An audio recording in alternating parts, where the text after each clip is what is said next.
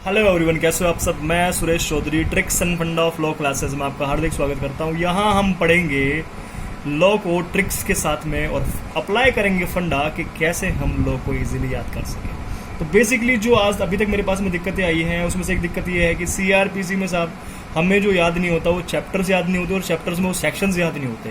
तो मैं पार्ट लेके आया हूँ, 2 पार्ट में आएंगे चीज़ें। सबसे पहला पार्ट है चैप्टर 1 से लेके चैप्टर 16 तक हम क्लियर करेंगे कि बेसिकली क्या चीज़ें हैं और कैसे हम इसको याद करेंगे। चलिए स्टार्ट करते हैं। सबसे पहले हम करते हैं सेक्शन 1 to सेक्शन 5। जैसा कि नाम से जाहिर हो रहा है, सेक्शन 1 to सेक्शन 5। भाई पहली से 5वीं क्लास होती है ना, तो कौन सी होती है? मतलब प्री स्टेप होता है। जब पहली से 5वीं नहीं पढ़ेंगे तो 12वीं कहाँ से पढ़ेंगे? तो वही सिस्टम इसके अंदर है कि भाई पहली से 5वीं हमें करनी जरूरी है। तो ये क्या है? ये प्रीलिमिनरी पार्ट है। कौन सा पार्ट है? Preliminary part. और हिंदी वाले इसे कह सकते हैं प्राथमिक। ठीक है, प्राथमिक का मतलब क्या है कि सीधी सी बात है, जब तक ये नहीं होगा तब तक सीआरपीसी नहीं होगी। कहने का मतलब ये बताएगा कि सीआरपीसी है क्या, कहाँ अप्लाई होगी, ठीक है, और अगर अप्लाई होगी तो प्रोविजंस क्या होंगे, ठीक है, इसके बारे में बताएगा। अब क्या करते हैं, इसके बाद में सेक्शन 6 पे आते हैं। Section 6 to section 25A। ठीक है, सेक्शन 6 to सेक्शन 25A ये हमें क्या बताना चाहता है? ये हमें बताना चाहता है कि क्रिमिनल कोड्स के बारे में। क्रिमिनल कोड्स कि भैया क्रिमिनल कोड्स क्या होते हैं, क्या आएगा इसमें, डेफिनेशन आएगी, कितने प्रकार के होते हैं, टाइप्स आएंगे, ठीक है, और कौन कौन से होते हैं। मतलब टाइप्स का मतलब कौन कौन से होते हैं। तो ये जो सेक्शन 6 to सेक्शन 25 है, ऐसे याद रख लें 6 से 25। भाई क्राइम किस किस के बीच में हुआ था? क्राइम हुआ था 6 तारीख से लेके 25 तारीख के बीच में कभी हुआ होगा। तो मतलब क्या हुआ, उस बीच में हमने कोर्ट में गए होंगे हम। तो क्या हुआ, सेक्शन 6 to सेक्शन 25 है क्रिमिनल कोड्स। ठीक है, उसके बाद में आ जाओ फिर अगले वाले सेक्शन पे। अगले वाले पे हमारा क्या है, 26 to 35। Section 26 to 35। तो इसमें क्या डील कर रहा है? इसमें डील कर रहा है भाई सीधी सी बात है, जब हमारे पास में कोर्ट आ गया तो कोर्ट की पावर भी तो होंगी। अब जो कोर्ट की पावर होंगी तो वो किस में आएगी? वो इसमें देंगे हम। भाई हमने ये कोर्ट क्रिएट हो गया था, उसके बाद में हमने दे दी पावर। तो पावर किसको दी हमने? Power of criminal court. यहाँ पे हमने कोर्ट को पावर दे दी। ठीक है, मतलब कि कहाँ तक वो सजा दे पाएगा, सेंटेंस दे सकता है, ठीक है, और किस मामले को सुन सकता है, ठीक है। उसके बाद में फिर ये आता है कि भाई कौन सा मामला नहीं सुन सकता और किसको ट्रांसफर करेगा। ये सब चीजें 26 से लेके 35 तक। तो अभी तक वाले सेक्शन में आराम से समझ गए होंगे क्या चीजें कैसे हैं। नहीं आई तो आप कमेंट बॉक्स में कमेंट कीजिएगा, आगे फिर समझाऊंगा मैं। तो अब आगे आते हैं, इसमें आगे वाले में हमारा क्या है, section number 36 to 40। Section number 36 to 40 ये बहुत ज़्यादा इंपॉर्टेंट सेक्शन है। ठीक है, इसके बीच में देखो होता क्या है, इसमें क्या होता है, इसमें बताते हैं power of superior officer of police. किसकी पावर बताएंगे? Power of superior officer of police. तो कहने का मतलब क्या है, 36 से लेके 40 तक इतना मान के चलो कि भैया अगर पुलिस में कोई दाखिला हो गया, मतलब पुलिस में कोई कांस्टेबल लग गया है या फिर और अच्छी पोस्ट पर लग गया, तो होते होते क्या होगा, 36 से लेके 40 तक की एज में होते होते वो एसएचओ साहब तो बन ही जाएगा। और जब एसएचओ साहब बन गया तो क्या होगा, उसके पास पावर बहुत अच्छी आ जाएंगी। तो कहने का मतलब क्या है इसमें, सेक्शन नंबर 36। सेक्शन नंबर 36 को देख लेते हैं पहले। सेक्शन नंबर 36 में कौन आएंगे? एसएचओ साहब आएंगे। और कौन से आएंगे? Officer in charge. ठीक है, ऑफिसर इंचार्ज किसके आएंगे? Officer in charge of police station. Police station के ऑफिसर इंचार्ज, पुलिस स्टेशन के क्या आएंगे? ऑफिसर इंचार्ज आएंगे। ठीक है, उसके बाद में 36 तो हमारा ये आ गया। अब इसमें होगा क्या कि भैया इनके अंदर जो जो थाने आएंगे ना, उसमें ये यही पावर अपनी एसएचओ की पावर क्या कर सकते हैं? एम्प्लॉय कर सकते हैं। ठीक है, कहने का मतलब है ये एक जनाब है, ठीक है, मान लो ये क्या है, ये आईओपीएस है, ठीक है। अब इनके अंदर थाने आ रहे हैं, ये भी आ रहा है, ये वाला भी आ रहा है, ये भी आ रहा है। तो इन सब थानों के अंदर क्या कर सकते हैं? ऑफिसर इंचार्ज हैं साहब, तो क्या कर लेंगे, ये इसके अंदर सेम पावर वो अपनी अप्लाई कर सकते हैं एसएचओ वाली। ठीक है, यहाँ तक हमारी कोई दिक्कत नहीं होनी चाहिए। इसके बाद हम आगे वाले पे आते हैं आगे हमारा क्या है, आगे जब हमने 40 तक पढ़ लिया तो 40 तक तो दोस्तों इसको क्लियर करके चलना, ठीक है, क्लियर करके चलना है, 40 तक तो क्लियर करके चलना है। 40 तक क्लियर करने के बाद में हमारा क्या है, अब हमारा आता है 41 to 60A। 41 to 60A में क्या आता है, अरेस्ट की बात आती है, किसमें, सेक्शन 41 to 60A।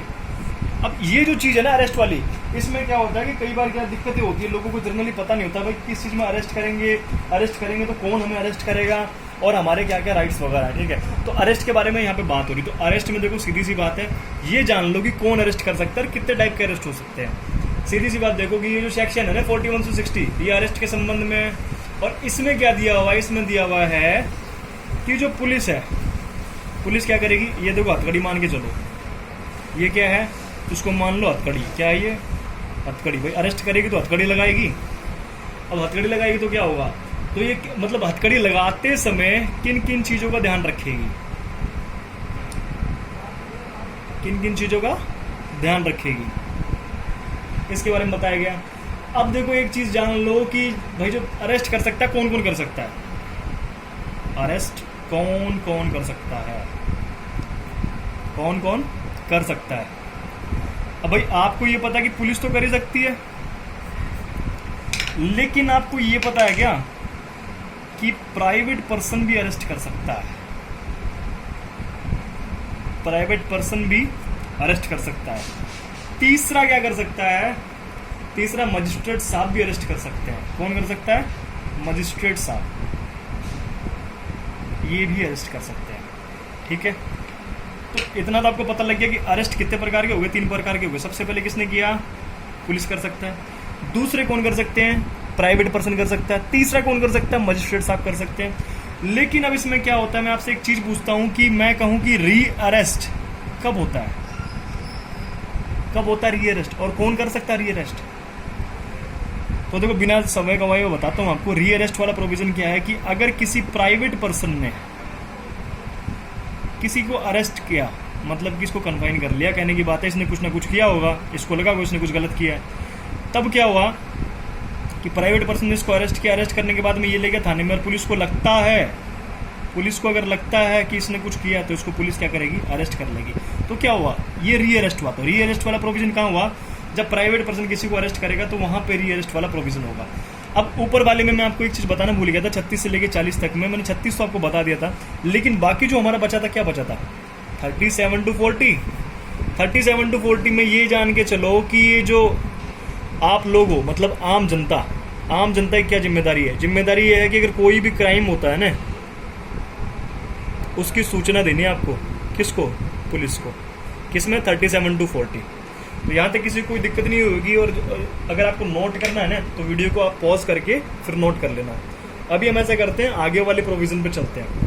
तो हमने अभी तक कहाँ तक कवर कर लिया, हमने कवर कर लिया 41 to लेके 60 है। तो आगे वाले में हम करते हैं, तो हमारा क्या आता है, करें इसको रफ कर दें, ठीक है भाई रफ कर देते हैं इसको हमने ये कर दिया रफ।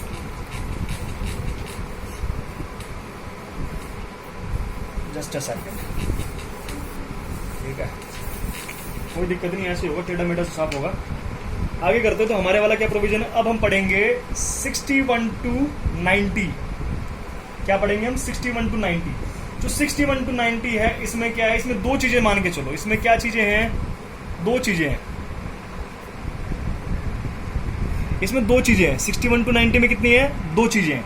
अब 2 चीजें हैं कौन कौन सी, देखो सबसे पहली चीज तो क्या है, फर्स्ट पार्ट फर्स्ट क्या कहता है, पार्ट फर्स्ट कहता है कि किसी पर्सन को अपीयरेंस को, मतलब किसी भी पर्सन की जो अपीयरेंस है उसको कंपेल करने के लिए, उसकी उपस्थिति को कंपेल करने के लिए हम समन करेंगे, मतलब समन आएगा, वारंट हो गया, उसके बाद में क्या हो गया, अटैचमेंट हो गया,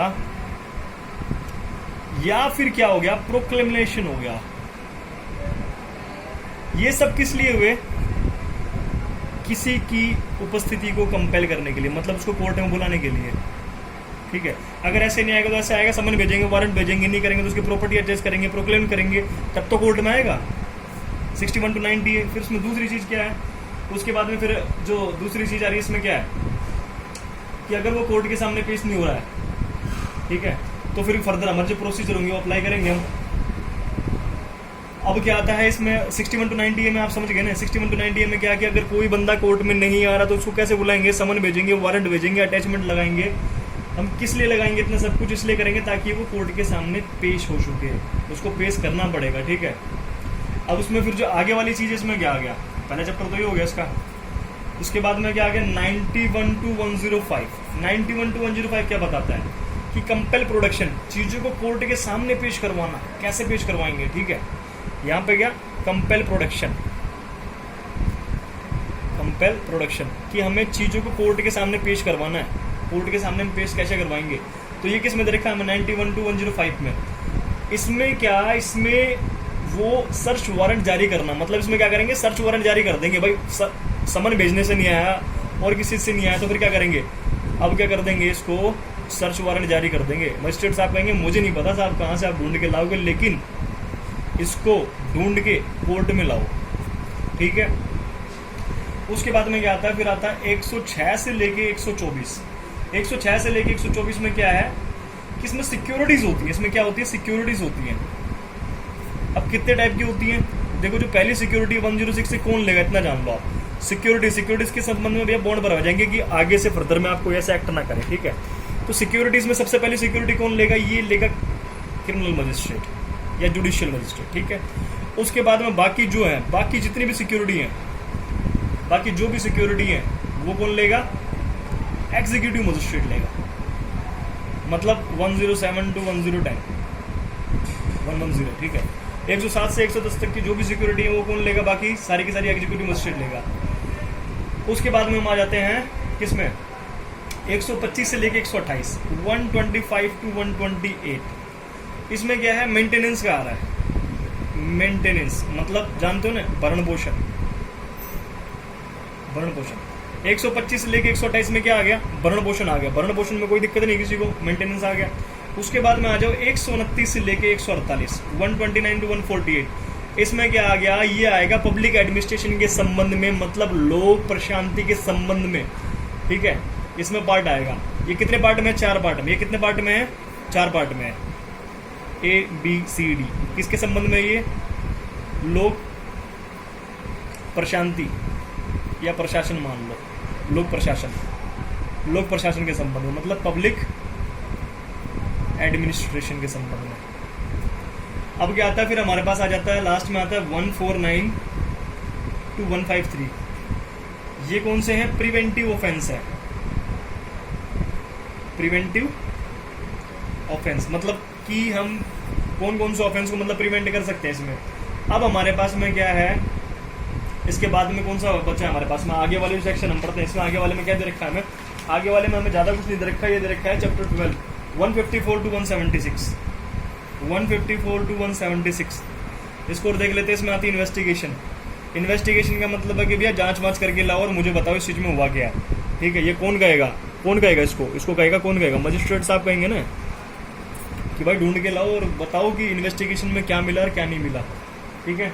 इसके बाद में देखो 2 चीज़ें और हैं, कैमरा आगे 2 चीज़ें और आती हैं इसमें, तो उसको हम कर लेते हैं, यहाँ ऊपर की तरफ में कर लेते हैं। तो सबसे पहले क्या है 177, कौन सा 177 to 189।